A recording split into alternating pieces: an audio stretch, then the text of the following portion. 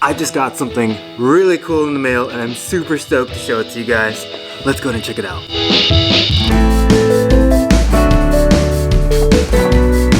I'm sure it was no surprise to you that we got another electric skateboard in the mail. This one was sent over to us by eSkateboardpark.com, who was also nice enough to sponsor this video. But more on that later. Because right now, it's all about the unboxing, baby. Wait, no. Just because I'm excited for the new season coming up. Gotta use the best unboxing knife I've ever gotten. You know, for Valerian steel, it's not very sharp. So eSkateboard Park is dope because on their site they actually have a bunch of different boards listed for sale on there, making it really easy to find your favorite electric skateboard since they carry pretty much all the major brands. It's a one-stop shop, making things super simple. Oh, we got another box. They carry brands like Boosted, Evolve, Wowgo, Meepo, Ownboard. They carry a bunch of different boards, including the one we're taking a look at today. Getting a little messy here. And this board is the Peak. The Peak electric skateboard. That's sick. I like the graphic, but more on that in just a second because we always got to start off with the accessory box. User guides are always helpful. Nice boosted style remote. Hear that resistance?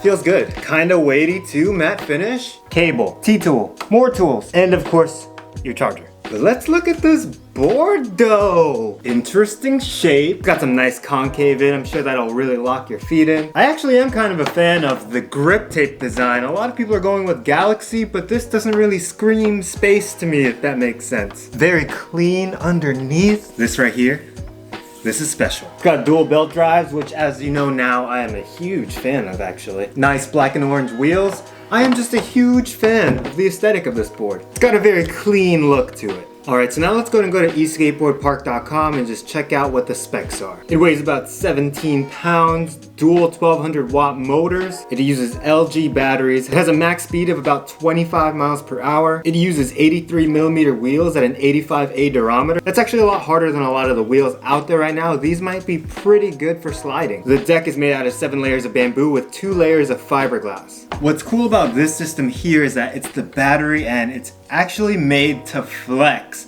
That is so sick. A flexible battery to go with the flexiness of the board. That's awesome. We're definitely gonna go and test that out. Interestingly enough, there's even a USB port here so you can use this battery to charge your cell phone, camera, laptop, anything USB you need to charge. That's always a nice touch. That's so cool. So this is so sick. On the remote, you can actually calibrate it to mileage instead of kilometers, change your different speed modes. You can even register different wheel sizes on here. And like a boosted board, it has a switch that you need to press in order to activate the motors. Hitting the scroll wheel by itself, nothing's gonna happen, but...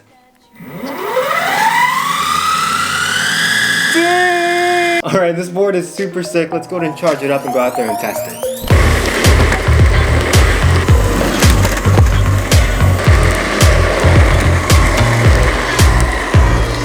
Oh man, it's such a beautiful day.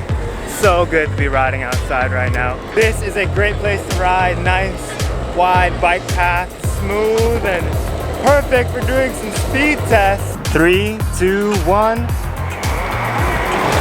It's initial takeoff.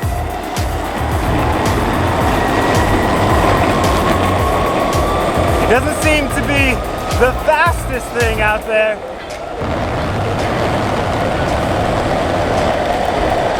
Okay, let's make sure we don't run into that guy running. Woo!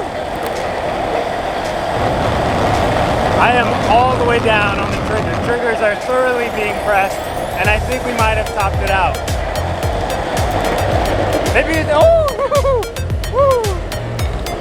Okay, once I get it up, it actually is kind of fast. Let's pull over to the side and see just how fast we went.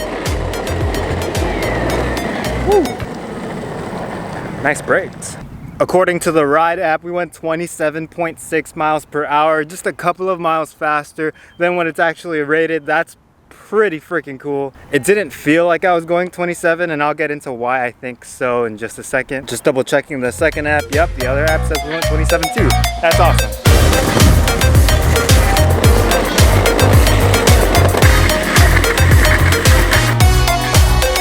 So what the Peak has done here is they made a battery along with the other internal components. They sort of designed it to flex with the deck. One thing I should point out is that this deck uses double fiberglass, which means it's gonna actually not flex that much. Here's a quick test. You get some flex with it, but again, with that double fiberglass, not gonna be a ton. It will, however, make it very, very strong, and it feels very rigid. The board feels very, very controllable. Last time you was chilling. What was that? Saw you last time you was chilling over there on the bench. Yeah, you did? I was trying to catch up to you. Yes. I wanted to race you. I was on my way to work. Oh, that was literally the last video I filmed. So you're riding a penny nickel right now? Yeah. And you also have it boosted? Yeah. That's awesome. You wanna give this one a spin? Just for like maybe a short little...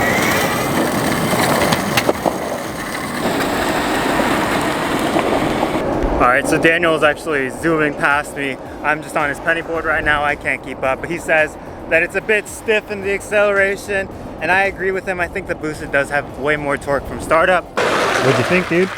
Very torquey. It's like once it gets going, it gets going. Yeah. Brake is pretty touchy. Oh, I have it set to the highest. Right, Daniel, thanks again for your testing the board out for me. No problem. Hit me up when you want to ride. It's gonna be a lot of fun.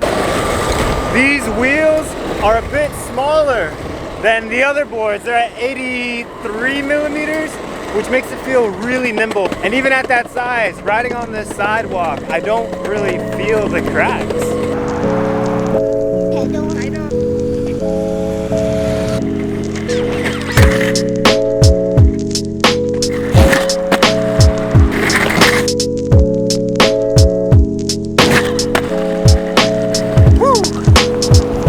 Those are always so much fun to do.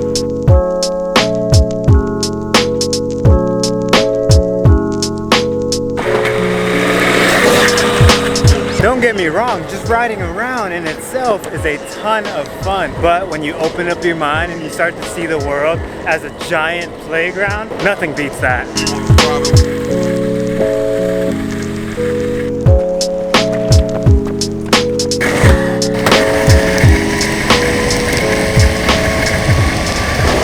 The controls on this just feel so fine-tuned. It's kind of hard to explain without you riding it. It feels very, very downhill longboardy.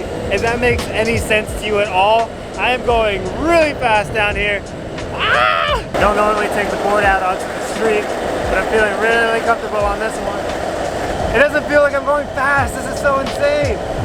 I'm gonna contribute that to the fact that this deck is really well designed. You feel really locked into it. You know, technically, I'm breaking the speed limit on this road. So we're just gonna go ahead and ride this thing until it dies, because not gonna lie, the stiffness of the board is sort of making my legs kind of tired. But man, it's a fun one for sure. If you can hear some rattling, it's because of two things. Number one, I'm on some brick. Number two, I taped a cheap fake GoPro onto the bottom of this camera, not mounted it, taped.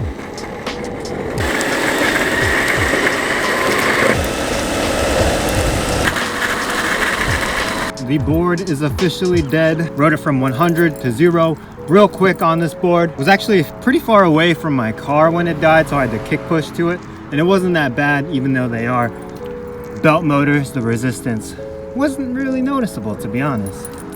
Everything that I say in these videos is anecdotal based off of my experience with the board. That being said, I think that the Peak is a very solid board. Everything from the truck to the wheel to the motor, the deck itself, all come together to make a pretty quality ride. It's interesting to me that they went with a stiffer board instead of making it a super flexy board, considering what we got going on down here. But I think what you get for that is stability, and boy is this really stable. Never felt any wobbles going at top speed. Combine that with the concave that you get in this deck, you just feel really locked in and secure in this board. At least I did. I went over 27 miles per hour on this board, which is a couple miles faster than what's listed on the spec sheet. Again, your mileage could vary. That's just how fast I got. For the most part, about 90% of that entire ride, I was going full speed, just on the throttle, and I got around 8 miles of range. It's listed at just over 10, and that's probably with moderate riding, so you could probably hit that if you just chill and don't go as fast as me all the time, always. Anyways, that was my experience with this board. I like all the different adjustable settings on the remote, from wheel size to brake speed to speed. I had a lot of fun with this board, and I can't wait to take it out again. My question for you is, What would you do with this graphic? Would you keep it? Would you change it? Let me know your thoughts in the comment section down below. Again, huge shout out to eSkateboard Park for sponsoring this video. Definitely go and check them out to get more info on this board and a bunch of other boards. eSkateboardpark.com. Got a lot of cool stuff on there. Links down below. For more eSkate reviews and skate lifestyle content in general, go and subscribe. Hit the notification bell to be a part of the Stoked Squad. And until next time, guys, stay stoked. I'm out. Peace.